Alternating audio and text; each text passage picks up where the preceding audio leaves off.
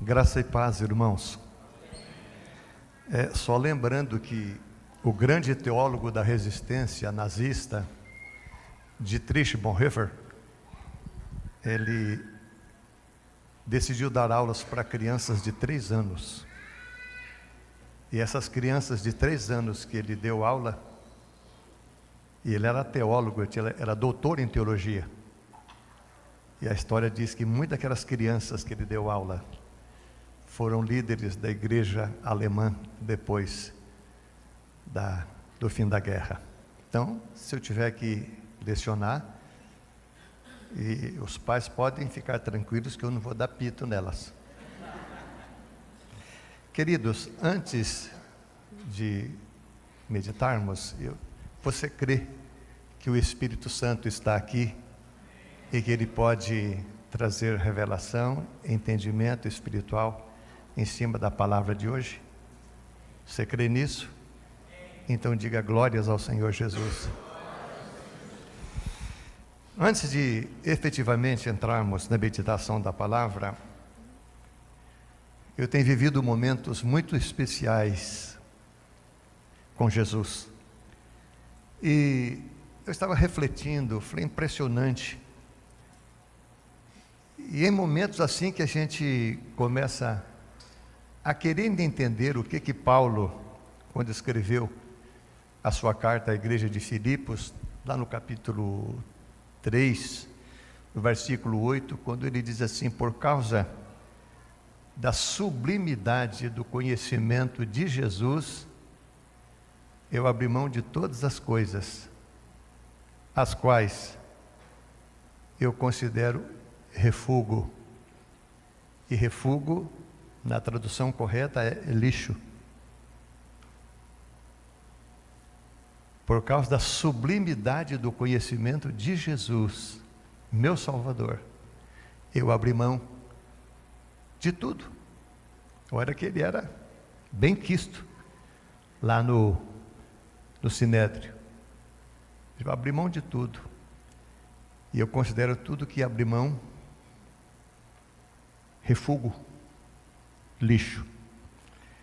Um jovem chamado Martin Lloyd Jones, que nasceu em 1889 e faleceu em 1981, esse jovem entrou na Universidade de Medicina, foi laureado e, como recompensa, foi convidado a ser médico da coroa britânica.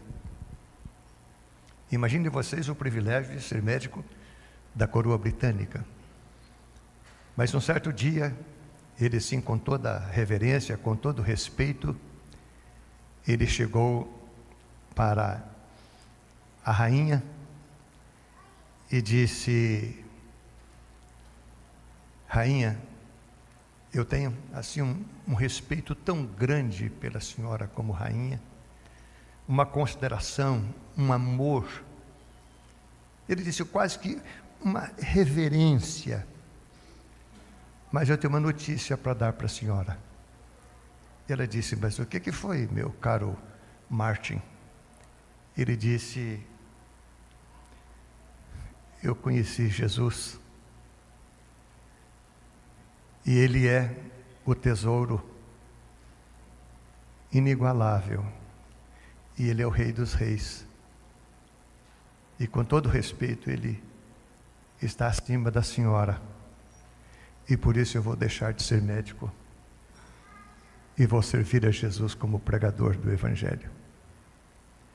A rainha olhou para ele e disse: não entendo muito o que você está dizendo, mas conhecendo o seu caráter, você está liberado.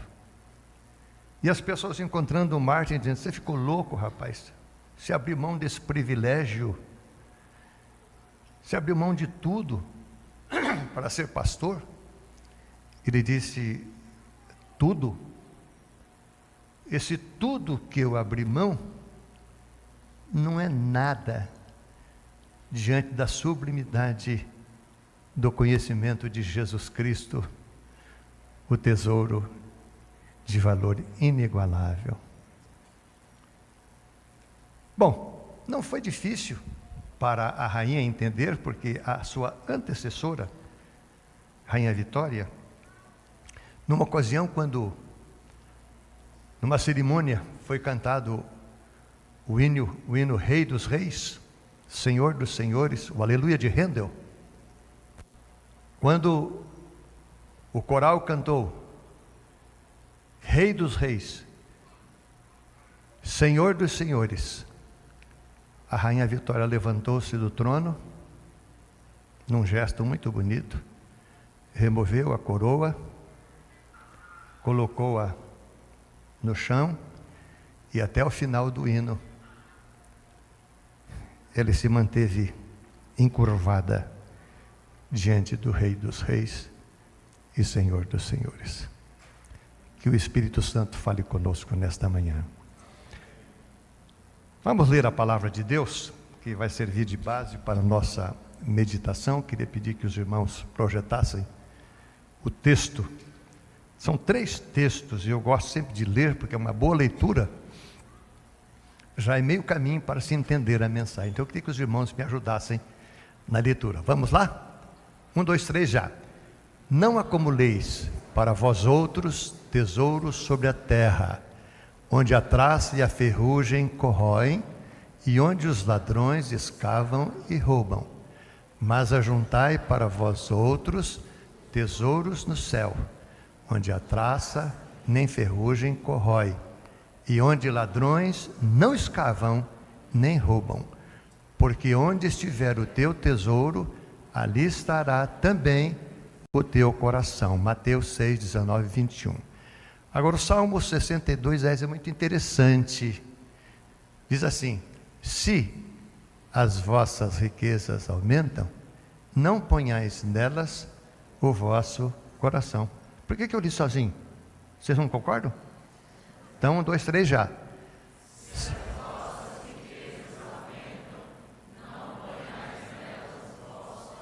Isso é Velho Testamento. Aí Jesus lá no Novo Testamento falou: onde o que for tesouro para você, a tua vida vai estar lá. Vamos mais um texto.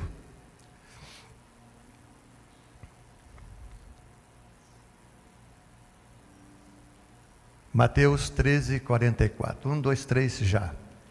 O reino dos céus é semelhante a um tesouro oculto no campo, o qual certo homem, tendo-o achado, escondeu, e transbordante de alegria, vai, vende tudo que tem e compra aquele campo. Amém? Obrigado, irmãos da mídia. O tema desta manhã, queridos, aliás, o tema de hoje, porque à noite também estaremos aqui, é um tema muito simples, eu quero ser bastante didático, e peço que você, por favor, me ajude, porque comunicação não é o que eu falo, mas o que você entende. Estou evitando toda a dispersão, vamos estar atentos nesse momento. O tema é o tesouro de valor incomparável. Jesus, o tesouro de valor incomparável. Eu confesso que hoje, no louvor, na meditação, eu dizia: Senhor, mas como o Espírito Santo é maravilhoso, como Ele prepara. Parece que eu pedi para os irmãos, cantarem as canções, e a irmã que ministrou o louvor, usar esta estratégia como preparando para a mensagem. Ninguém comunicou. Há um clima. Comunidade Alcance de Maringá, há um clima de Deus nesta manhã aqui. Muito especial. Então eu queria que você não fechasse o filtro, estivesse em sintonia. Jesus, o tesouro de valor incomparável. Eu começaria fazendo uma pergunta: o que significa tesouro? Qual o entendimento que você tem sobre tesouro? Em regra, pensa-se em valor econômico ou monetário. Assim, de imediato, a tesouro é alguma coisa relacionada a um valor econômico ou então um valor monetário. Para Lutero, o reformador, Para ele, tesouro é algo que uma pessoa não abre mão. Não abre mão. É um tesouro, então eu não abro mão. Mas se ela vier a abrir mão, é porque achou um outro tesouro de maior valor, que ocupou o lugar do primeiro, que era insubstituível. Então, isso na esfera material. Entende-se que esses valores, então, são relativos, não são valores absolutos. Uma outra pergunta, irmão: qual o critério que as pessoas usam para estabelecer valor das coisas? Qual o critério que você estabelece para dar valor às coisas? E você tem um critério, eu tenho, que todo mundo tem um critério. Pode ser equivocado, mas tem um critério. E às vezes você estabelece esse critério e você se dá mal, você se engana, você se equivoca. Como saber se algo é realmente, ou melhor, como saber se algo realmente tem valor e é imprescindível? Olha a pergunta, para eu e você pensarmos: como saber se algo realmente tem valor imprescindível, isto é, do qual você não pode, em hipótese alguma, abrir mão? Outra pergunta: será que existe algo que possui valor em todo o tempo? Em todas as circunstâncias? Em todos os lugares? Será que tem algo assim? Que supre aqui, toda e qualquer situação, todo o tempo, todo lugar? Lembrando, irmãos, que os tesouros humanos têm valores relativos. Os valores humanos têm valores, aliás, os tesouros humanos têm valores relativos.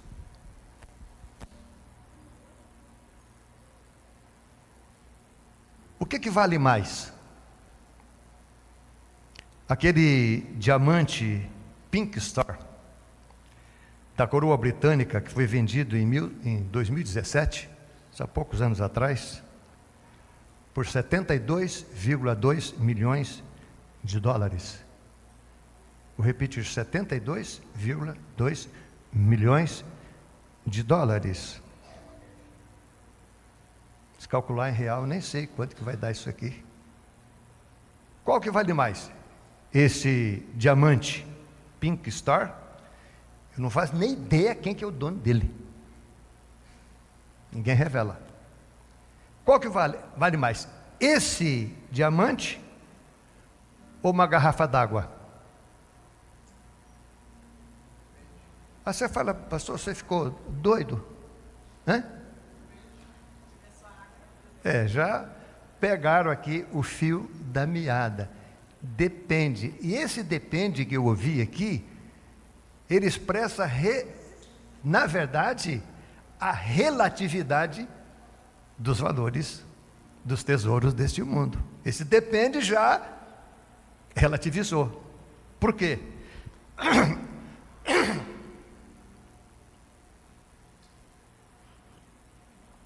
Por exemplo, se você estiver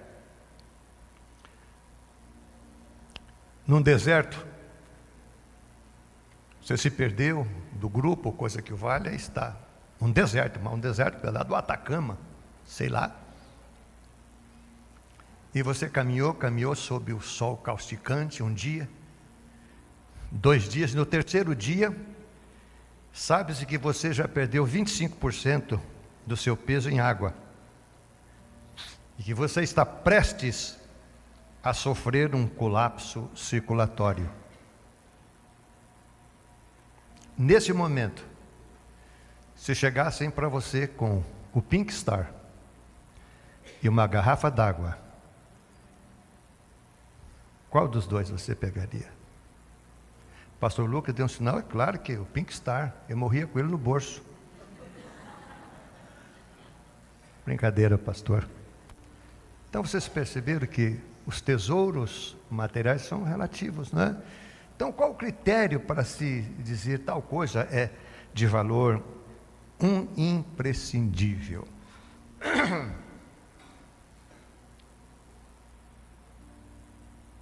Qual que vale mais, uma vultuosa fortuna financeira ou a saúde? Eu ouvi uma reportagem alguns anos atrás de um milionário brasileiro. Foi fazer um tratamento nos Estados Unidos e a cirurgia, antes da cirurgia, o médico disse: olha, o seu caso é grave, muito grave, mas nós vamos fazer de tudo.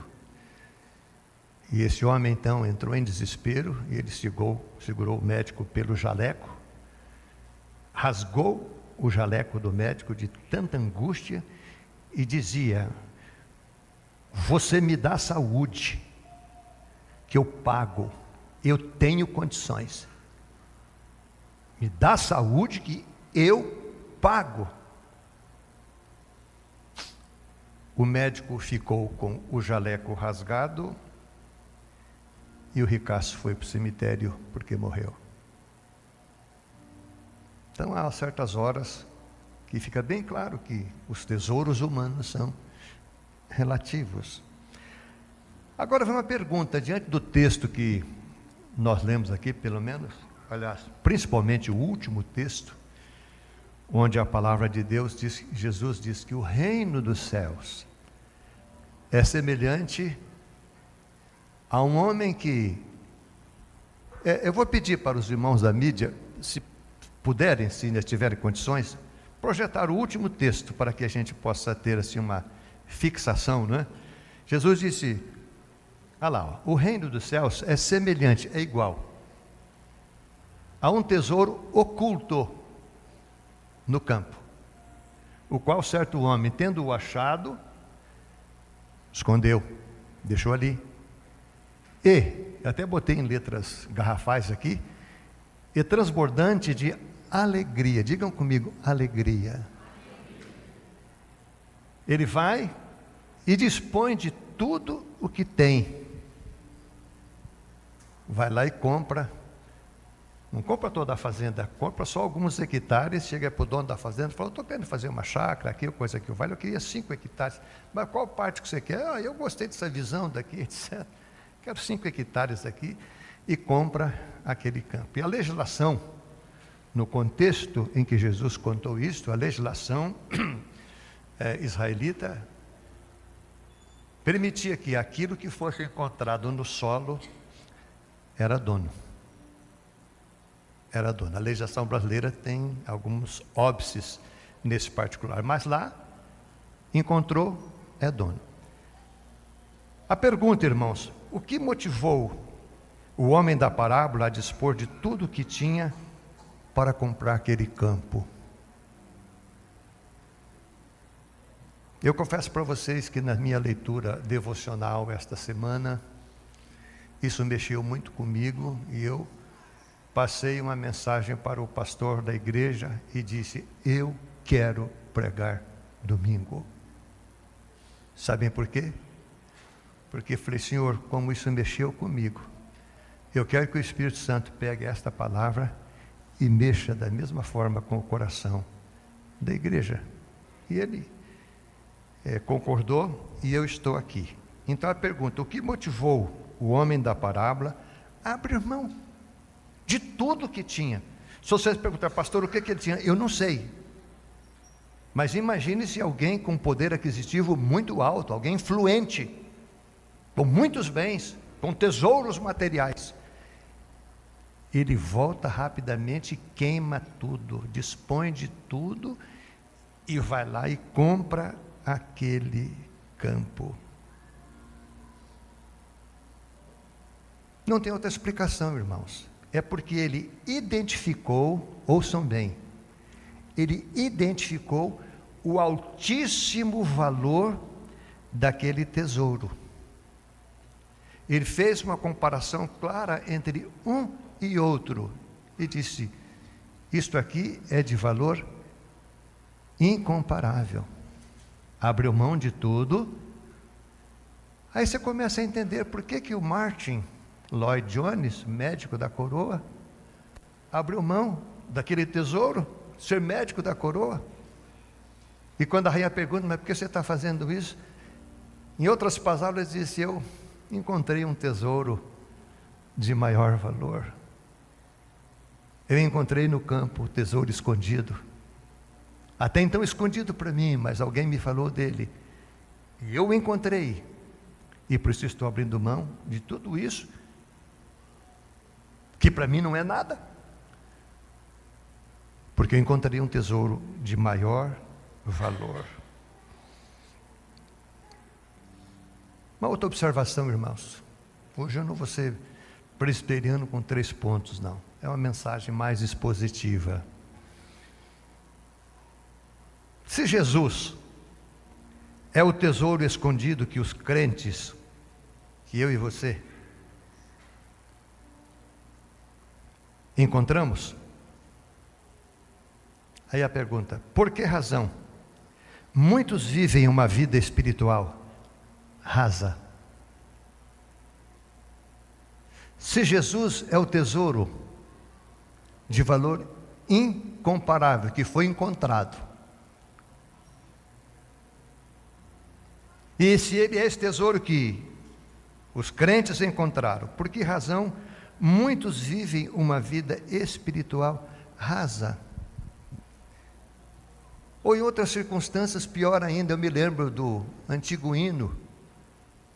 Eu tenho certeza que a dona Neuza e o pastor Júnior se lembram do hino que nós cantávamos lá na igreja presbiteriana, um hino de autoria da saudosa missionária Sarah Calley. No hino: vem Espírito Divino, um grande ensinador, vem, revela às nossas almas Cristo Salvador. Pedido: Espírito Santo, leva-nos a um conhecimento mais profundo de quem é Jesus. E num dado momento, ela escreve uma estrofe que gera tristeza. Ela diz: quantos que corriam bem, de ti longe agora estão. Olhem só, queridos. Quantos que corriam bem, de ti longe agora estão. Outros seguem que também sem amor e frios estão. Vem, ó vem, Jesus Senhor, nossas almas despertar, com teu santo e puro amor. Ora vem, Senhor, vem nossas almas despertar.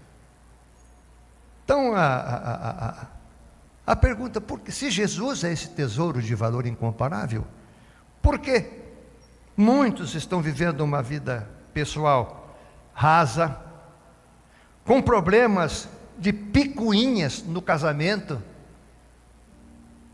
crentes indo para divórcio por causa de picuinhas no casamento, se dizem que encontraram o tesouro de inigualável valor?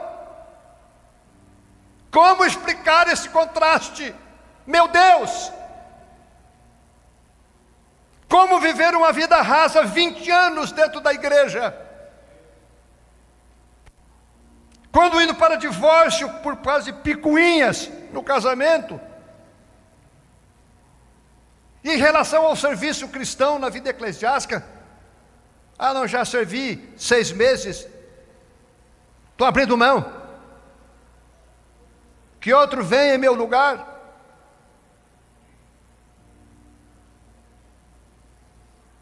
Eu espero que essa experiência do Dr. Martin Lloyd Jones mexa com você, médico da coroa. Abre mão para servir a Deus, abençoando pessoas. Porque se Jesus é o tesouro inigualável que nós encontramos, por que o pastor tem que estar quase decidido a me mandar cuidar de criança? E eu disse, em nome do Deus Altíssimo, se precisar, eu irei servir a Deus, abençoando as crianças, sem dar pito nelas. Fique bem claro. Vivendo problemas sérios na vida profissional, na vida financeira. Não há essa prosperidade multidimensional que foi orado hoje aqui de manhã. Eu não tenho, irmãos, outra resposta. Eu não quero ser julgador, eu não sou legislador e nem juiz de ninguém, mas eu não vejo outra explicação, a não ser que, infelizmente, não entenderam o valor do tesouro. Não entenderam. Vocês estão lembrados da mulher samaritana que negou para Jesus um copo d'água? Negou um copo d'água. Falou, seu judeu idiota, você é judeu ou sou samaritana? Olhem para cá, irmãos. Jesus disse, mulher, se tu conheceras o dom de Deus, e se você soubesse quem é que está te pedindo um copo d'água, você é que lhe pediria água. E você conhece a história, quando ela conheceu e descobriu um vislumbre do precioso tesouro escondido, aleluia, um vislumbre.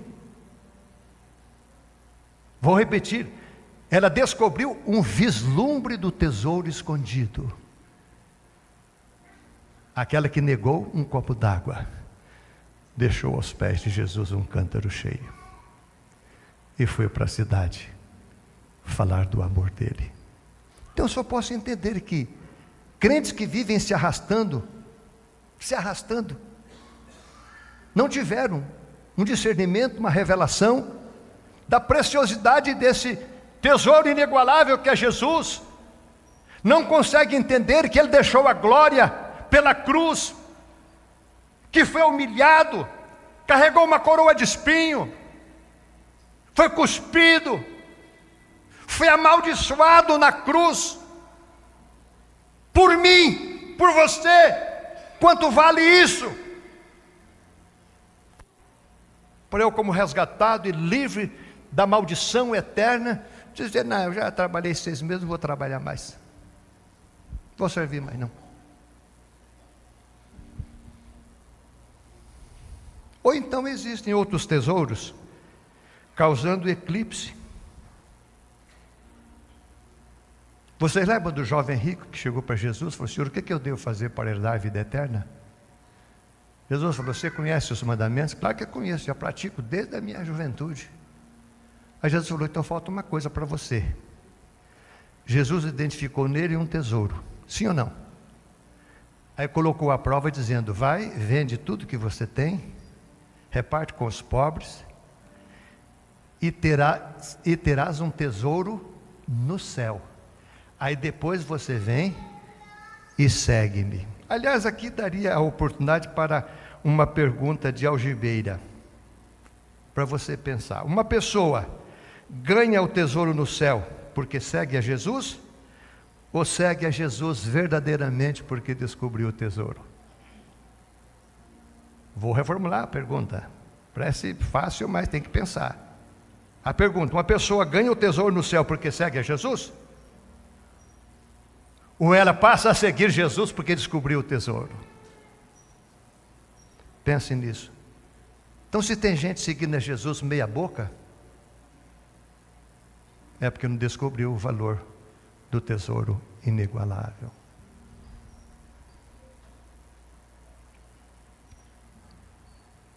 Outra pergunta, como explicar, irmãos? Como explicar? Como entender o caso daqueles 2 jovens moravianos, de 20 anos cada um?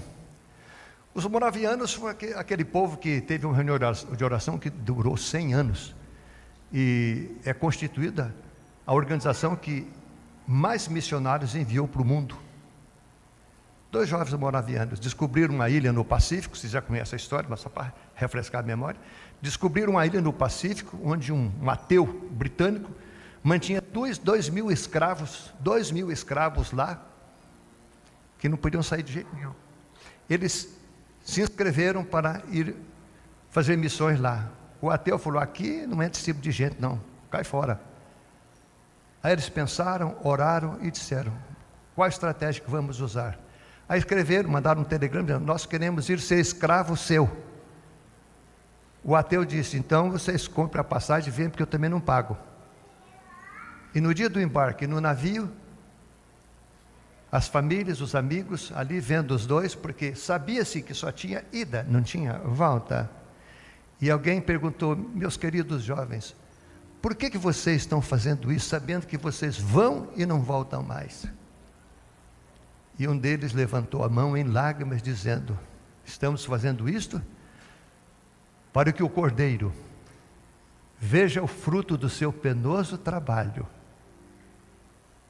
em nós, e a sua alma fique feliz. Vocês estão comigo? Estão me ouvindo, entendendo? Por que você está fazendo isso? Vocês estão fazendo isso para que o Cordeiro veja o fruto do seu penoso trabalho e a sua alma fique feliz. Igreja, aqueles dois jovens na flor da idade abriram mão da vida, da liberdade, da família, e foram ser escravos, porque descobriram o tesouro escondido.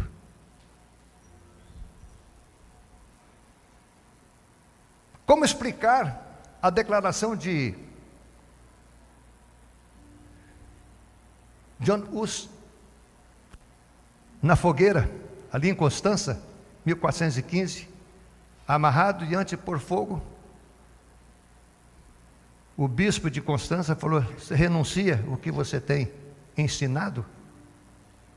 Ele disse: bispo, eu renunciar, eu negar o tesouro escondido que eu conheci, que é Jesus de Nazaré? Você está fora de si. Eu conheci o tesouro de altíssimo valor. Você quer que eu abra mão? Você pode queimar o meu corpo, mas eu tenho certeza que quando esse corpo for queimado, eu vou encontrar o tesouro de altíssimo valor. E você quer que eu abra mão? Coloque fogo logo.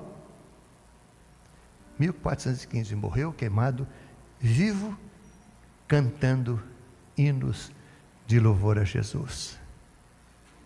Como explicar se não dizer: este teve revelação e discernimento do tesouro inigualável? Enquanto que muitos não conseguem superar crises conjugais, como disse, e às vezes diz: se foi na célula, não vou ao culto, já fui na célula, ou vice-versa, ou vice-versa.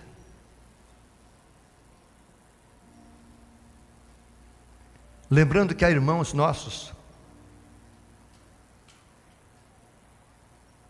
na Índia, no Afeganistão, na Coreia do Norte, Somália, Iêmen, Sudão, Eritreia, Síria e Nigéria, estão tendo os seus templos queimados, as suas casas queimadas, e alguns sendo queimados vivos também, mas não abrem mão da convicção de que Jesus é o tesouro de valor incomensurável. Como igreja ocidental, eu vou ser mais claro com vocês, não apenas como igreja ocidental, como comunidade Alcance, eu choro de vergonha diante desses exemplos. Nos dias atuais, agora, como comparar a visão daquele povo sobre Jesus e nós aqui? Pergunta: qual seria a postura da nossa igreja, que comunidade Alcance, diante de uma perseguição tão feroz como está acontecendo hoje nesses países que eu elenquei? Vamos para a parte prática para encerrarmos. A única solução, irmãos, é um poderoso reavivamento através do qual os olhos espirituais deste povo os nossos olhos espirituais sejam abertos para vermos o valor do eterno tesouro de Deus, na pessoa de Jesus Cristo, a única fonte de misericórdia e graça. Falar nisso, uma perguntinha de algibeira também para você pensar. Você sabe qual que é a diferença entre misericórdia e graça? Já parou para pensar? Tudo isso em Jesus. Misericórdia. Na misericórdia, Deus não nos dá o que merecemos. Você pode ficar assustado? Misericórdia, Ele coloca o coração dele na nossa miséria. Então, na misericórdia, Deus não nos dá o que merecemos. Porque o que merecemos? Merecemos condenação, juízo. E a graça? Na graça, Deus nos dá o que nós não merecemos. É favor imerecido. Você pode dizer amém? Meus irmãos, eu tive uma experiência. Não sei se foi domingo passado, alguns irmãos viram aqui de joelho.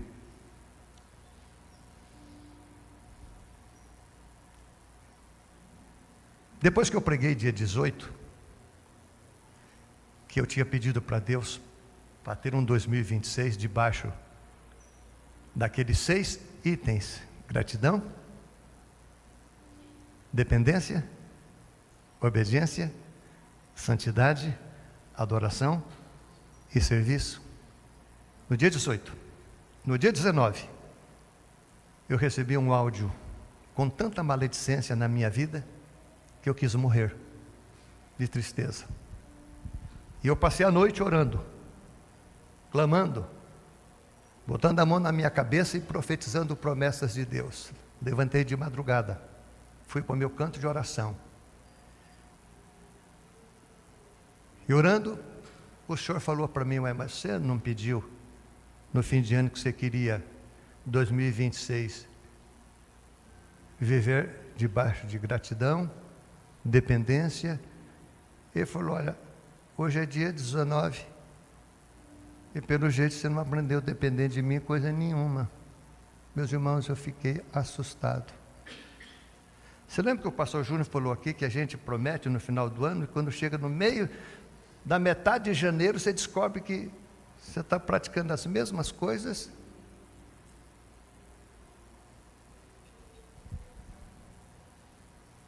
E no dia 20 de janeiro de 2026, às 7h30 da manhã, eu quero dizer para vocês com sinceridade: este homem morreu para este mundo.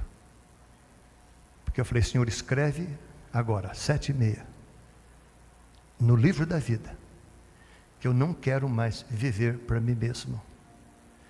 Eu quero viver para o louvor da Tua glória, realmente, em gratidão, dependência, obediência, santidade, adoração e serviço. E se não for para viver assim, eu quero que o Senhor me leve embora, porque eu vou morar no céu. Aí você fala assim: pastor, mas então você despreza todo o tempo de ministério que você teve? Não, irmãos, Deus me abençoou.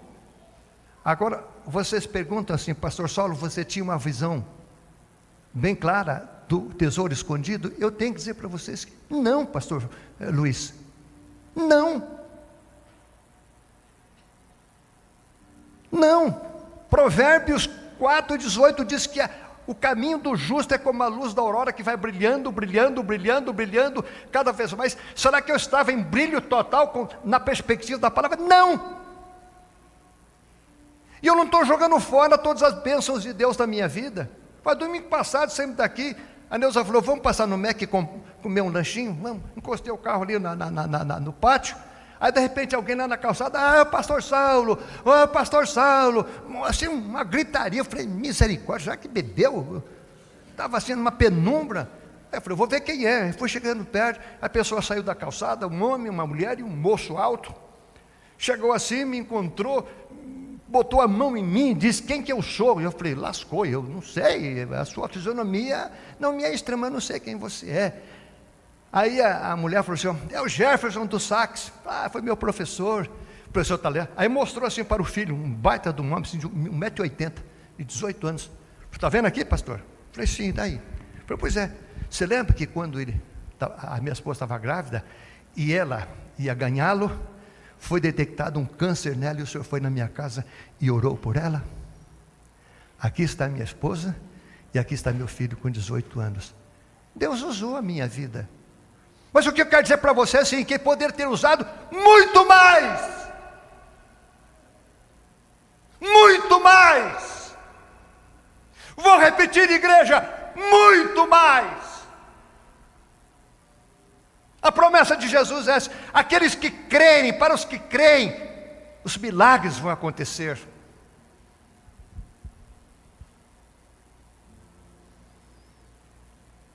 E graças a Deus, dia 20 de novembro, aliás, de janeiro, 7h30 da manhã. Aí vocês perguntam: e daí, pastor, como é que você está? Eu estou numa luta. Está muito difícil eu me ajustar à nova vida. De repente eu me vejo fazendo algumas coisas que não batem com a nova vida. Coisas lícitas. Mas Paulo disse: todas as coisas me são lícitas, mas nem todas me convêm. Algumas coisas lícitas estão tirando os filhos de Deus da presença do Senhor. Eu tenho ovelhas que, na licitude, compraram casa na beira do rio e nunca mais voltaram para os cultos. Todas as coisas me são lícitas. Pastor, como o senhor está? E eu falei para minha esposa: tenha um pouco de paciência comigo, porque está difícil eu me adaptar com aquele cara que morreu. Conforme Gálatas 2:20. Estou crucificado com Cristo. Já não mais vivo eu, mas Cristo vive em mim. E esse viver que eu tenho nesse corpo, eu vivo pela fé, na dependência do Filho de Deus, que me amou e a si mesmo se entregou por mim. Meus irmãos, eu levanto hoje pela manhã dizendo: Jesus, por favor, não me deixe sair da cruz. Nem pensamento. Senhor, só em pensar em pecar, eu entro em desespero, porque eu sei que, pelo que o Senhor fez pela minha vida, o Senhor não merece sofrer o meu pecado, seja ele qual for. Não estou falando de pecados hediondos, não, estou falando de pecados corriqueiros e até domésticos. Eu disse: Jesus, por favor, assim como o Senhor fez comigo, faça com a comunidade Alcance, para que não precise mais de manivela. Manivela para servir a Deus, pelo amor de Deus. Quem descobriu o tesouro de altíssimo valor, aquele que não tinha nenhum pecado, se fez pecado por mim e por você, foi amaldiçoado naquela cruz para te resgatar. Como não amá-lo, como não servi-lo?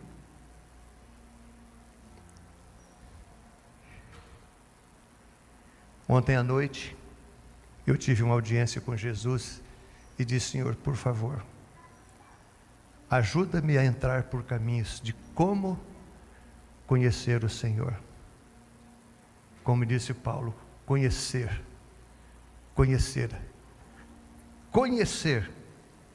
esta preciosidade, sublimidade de quem é o Senhor. E fiquei: Jesus, eu preciso te conhecer. Porque eu fico às vezes abismado, irmãos, ouvindo alguém dar um testemunho: há 20 anos atrás, quando eu conheci Jesus. Mas o cara conheceu Jesus. Eu estou ansioso por conhecer Jesus e o poder da sua ressurreição.